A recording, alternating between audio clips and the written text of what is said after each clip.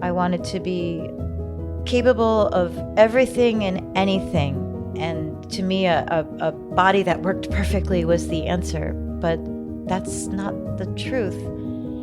You can be capable of anything and everything, even within the body that doesn't work the way you want it to work. My listeners, that was Tara Savage, an American high-performance athlete with a chronic immune disease. She was diagnosed with her illness at the age of 16 and kept it a secret for almost 3 decades.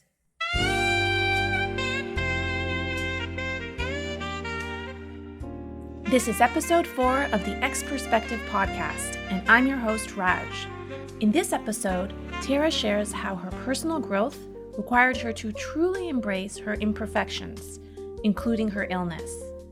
Tara began her journey as a long-distance runner when she joined the Bangkok Runners about 8 years ago.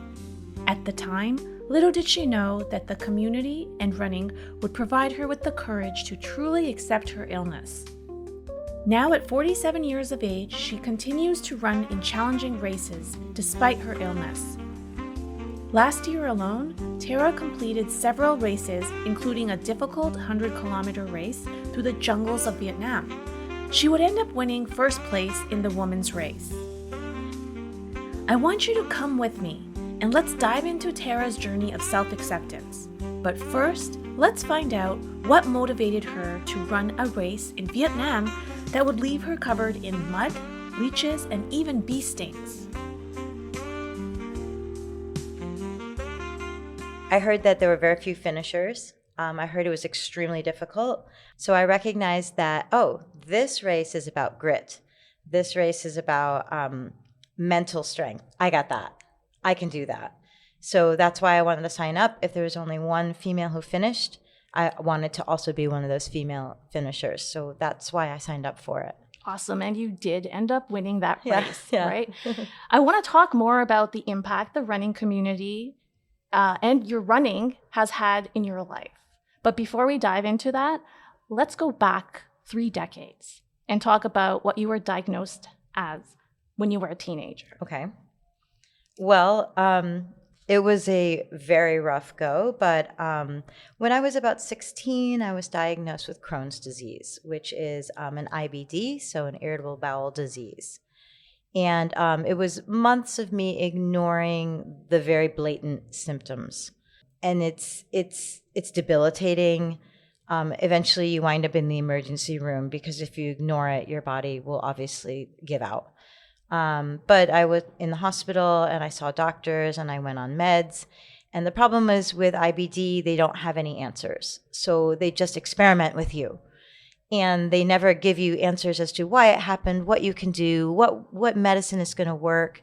They tool around with, and this was 3 decades ago, as you mentioned, they tool around with different steroids and medicines that really mess with your head and your body.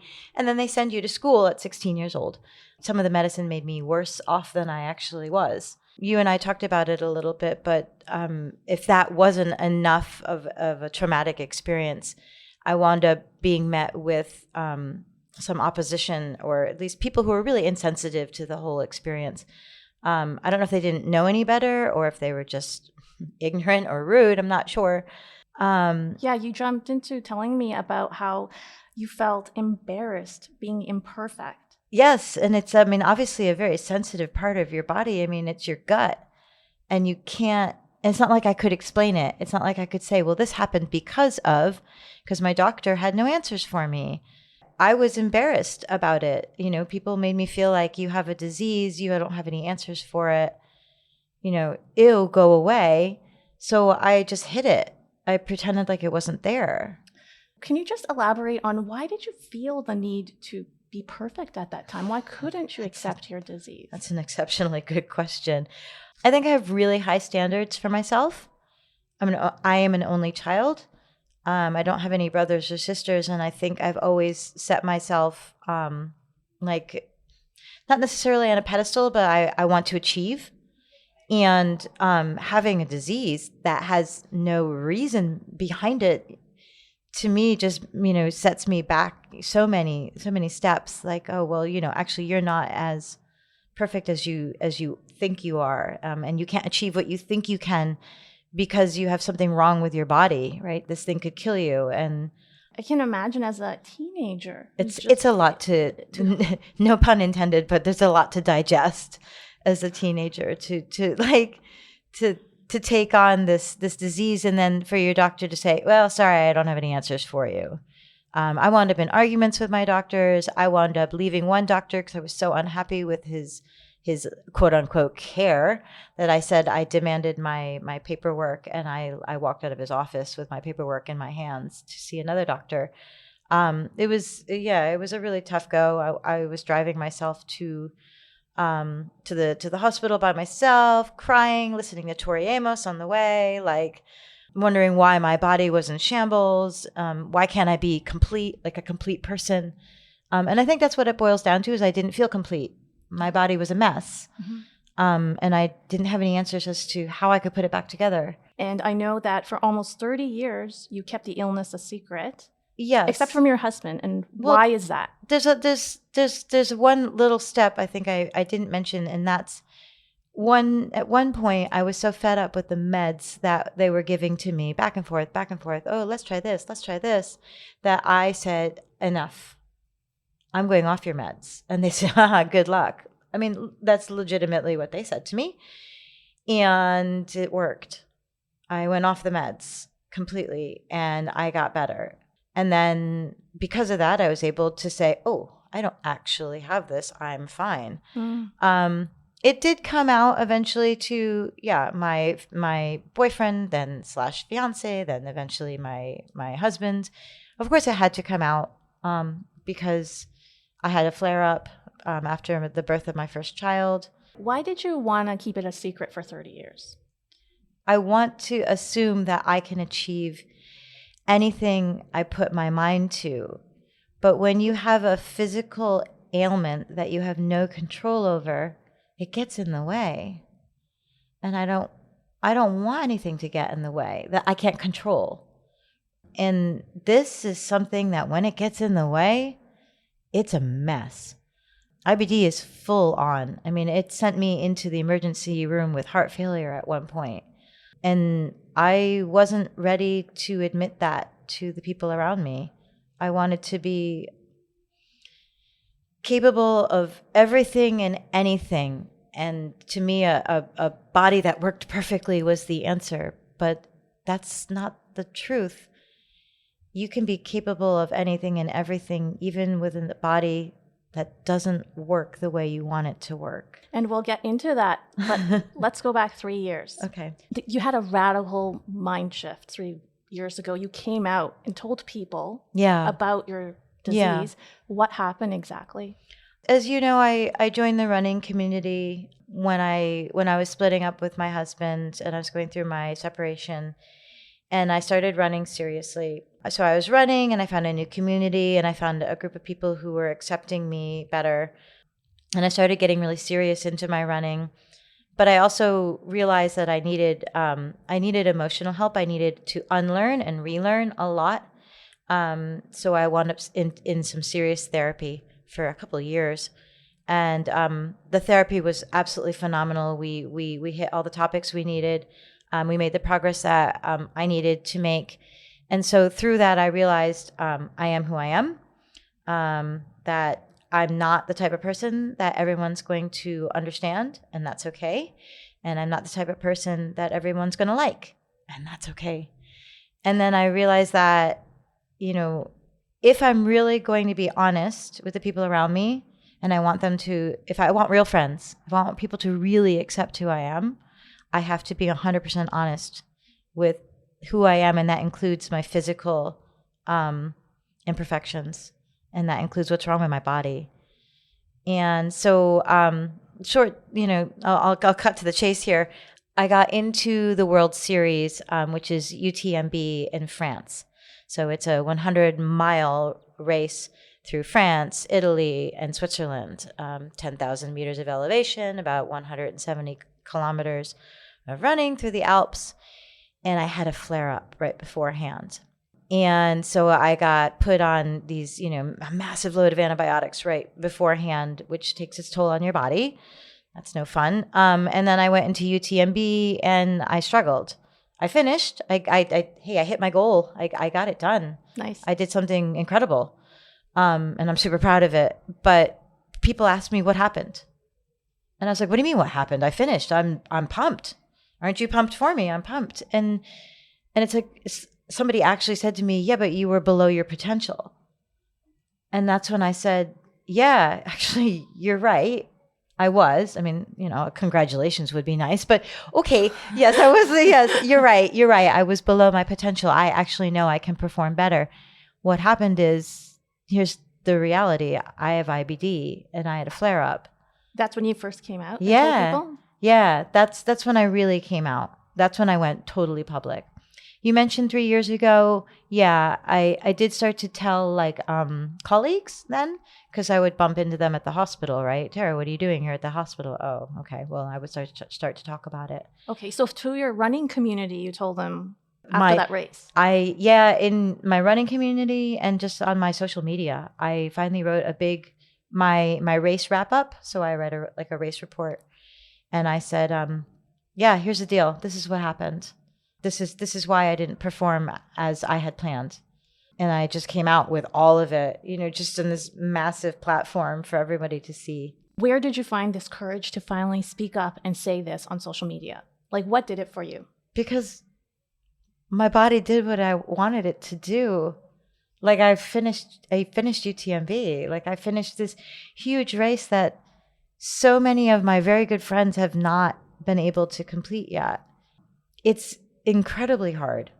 This is like every ultra runner's dream is to complete UTMB. Mm-hmm. And here I went out 2 weeks off of meds, and I went out and I did it. And I proved to myself that I can do whatever I want to do. And it doesn't matter what state my body's in. And I think that was what I needed. I needed to feel proud of myself. And in order to really feel proud of myself, I needed to accept myself. And also, you completed this very difficult race, and you have this illness. Yeah. I'm on all these social media platforms, and I see people who also have IBD or IBS or whatever, and they're looking for answers like, what can I do? How can I run? And I want to tell them, you can, it's possible. That's my main goal. And so I realized that I had something to say. Yeah. So I wanted to ask you, why do you think it is important for people to accept that it is okay if they are sick with an illness? Because if you don't, how do you really love yourself? I mean, none of us are perfect. And y'all can tell yourself you are, but none of us are perfect at all. And if you don't have some sort of physical ailment or some sort of physical limitation now, you're going to at some point. You have to be 100% willing to adapt for the rest of your life. Because if there's one thing we can count on for the rest of our lives is change. And I thought I loved myself, but I really didn't. Because I was pretending like I was somebody who I wasn't. But I had to love myself full on with all my imperfections. So for me, it's about self-love and self-acceptance.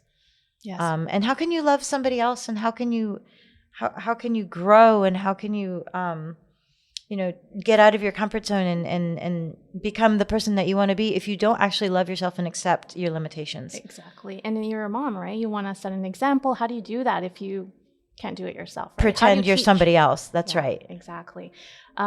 So I know we wanted to talk about this. I know that a part of accepting yourself, you had to come into terms with another aspect of your personality. And that was the idea of not being a people pleaser. Yeah.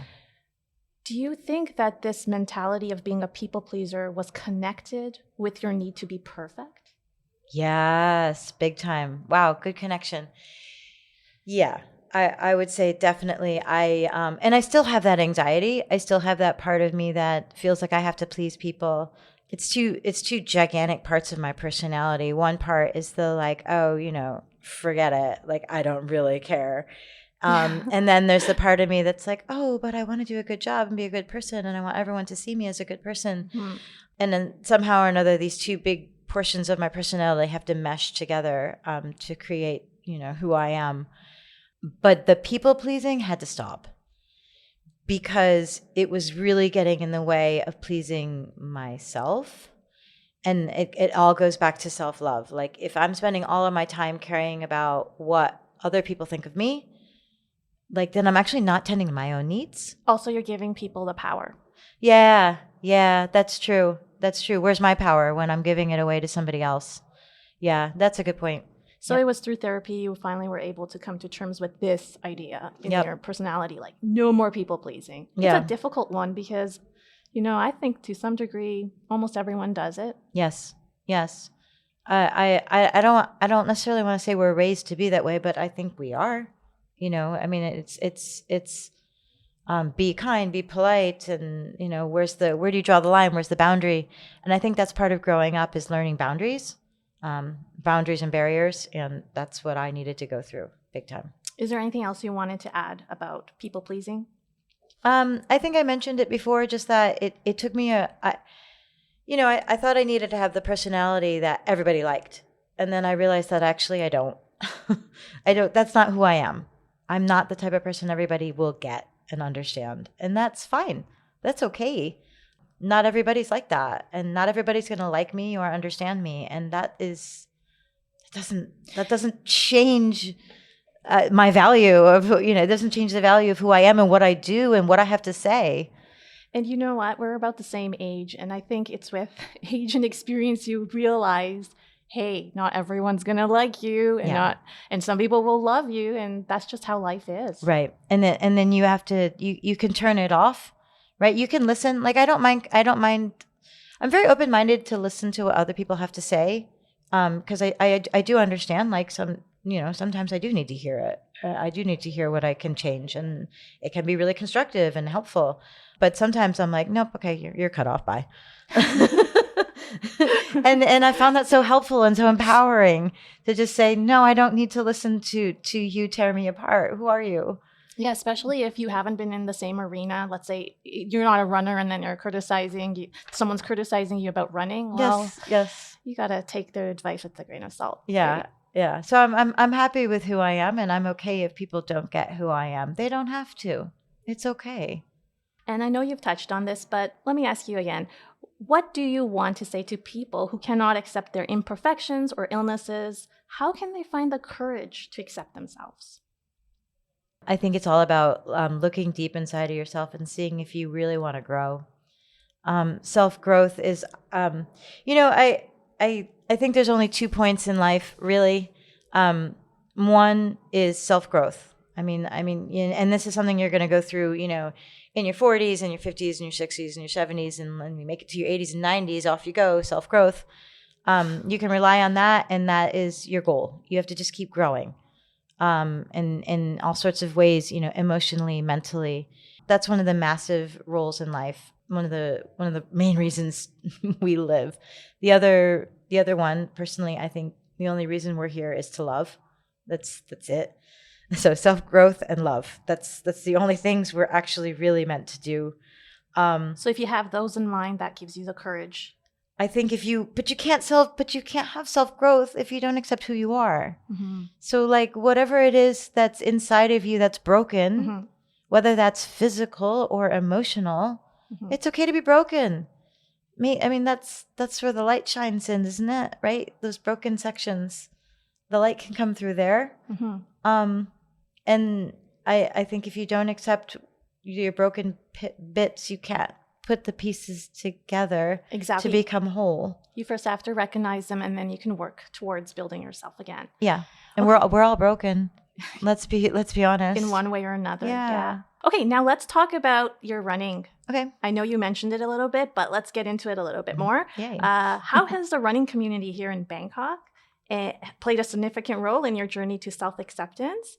How has the community and your running helped you to accept who you are? Huge shout out to the running community here, because they are 100% the ones who gave me the strength to be who I am today. I found Bangkok Runners through a friend of mine, through a small 10K race I joined in the beginning of my running journey. he introduced me to Bangkok Runners, and I joined the group. And then I started joining group runs because I was desperate for a new group of friends. I needed friendship as I was going through my separation. And I needed new friends and different types of people, and I needed a healthy activity. And it was through them that I found trail running, and then I joined all these races. And back then I was not a good runner. I was joining trail running as a fun run, right? I mean, I was middle of the pack, backpack. I mean, I wasn't getting trophies and stuff like that. But eventually I found the strength that's inside of me. I found the motivation, the commitment to be a really strong runner. And eventually I was able to go out there with my friends, and they could see this wild woman out in the woods. And I was scared to show it because I am. When I get out there, I mean, I am covered in mud, and I don't care what I look like, what I sound like. I mean, I do always have my makeup on and my hair in nice braids. You have to have that makeup on, right? Yeah, always. Even when you're ready. Yeah, I'm rainbow colored. I look like I'm going out clubbing. But why were you scared to show it? Because it's not pretty and feminine and sexy. And yet, you know what? It is. And it's like I found some friends who I was training for my first 100-mile race with, and I was starting to just let myself out. Like it was just letting that fierce side of me out. And they were like taking videos of me and saying, posting about like, I watched Tara go. Holy cow, look at this girl. She's just destroying it. And I realized like they saw me. And they cared about me, and they loved me, and they accepted me. And then I just kept letting more and more of myself out, and realizing that like people actually, if they didn't exactly like me, they at least tolerated me. But it must have felt so good to start letting out your true self. Yeah, I'm a wild woman. I'm a wild woman in the woods, and that is where I belong. That's where I feel. Stay out of your way. Yeah, but not just that though, because actually when I'm out there, like in a race, for example, I make sure I chat with everybody. I'm super friendly. I'll even chit chat with my competitors. Hi, what's your name? Who are you? Right? Like we'll share a meal together or whatever. I mean, but I am happy to be that wild woman, and I also think it's really important to show off that fierce is indeed feminine. You can have both. Mm-hmm. You can have strength and femininity. Like there's, I don't know. I think there's this picture of like, well, women have to be dainty and gentle. And I'm saying, no, you can be beautiful and feminine and just kick ass. And be yourself. You really can. Yeah. And you can run with the top men in the front. And just, and show that everything you've got, and come into the finish line covered in blood from leeches and covered in mud and wild. Yeah. And you can still be stunningly beautiful in yourself. Yes. And I think it was so important for me to find the running community, to find myself and to realize that there's value in who I am and where I feel most comfortable. That's awesome. And just to wrap it up, what would you like to say to the listeners who are on the fence of trying to find themselves but don't have the courage, to the women, to the men? How do they do it? Any pieces of advice? I think it doesn't really matter what age you are. It doesn't matter where you are physically.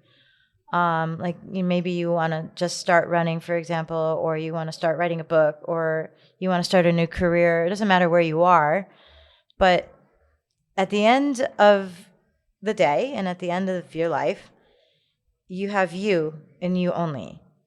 So like everything you do is based off of your decisions. So you have you to live with. So you have to make the choices for yourself. Like no one is responsible for your happiness. So if you don't stand on your own 2 feet and step out of your comfort zone and take that dive and put your foot in the door, I mean, nobody else is going to do it for you. You've got to do it. It's your life, and you got one shot. So just take a dive in and try it. And the worst that happens is that it doesn't go right. Mm-hmm. And then you've learned from it, and failure is a part of growth. So you've learned from it, you pick up the pieces, and then you keep moving on. And then eventually you're going to find where you need to go and the direction you need to be. I mean, you know what it came down to for me? Trust the universe. Trust that the universe is, and that's not religious or in any way, shape, or form. It's just trust that you're going to fit into the places you need to be when you need to be there. But you have to make the steps forward to get to those places. Tara, that was so well said. Thanks. Thank you so much for taking out the time to be on the show today. My pleasure to be here. Thanks for having me. It was great to meet you.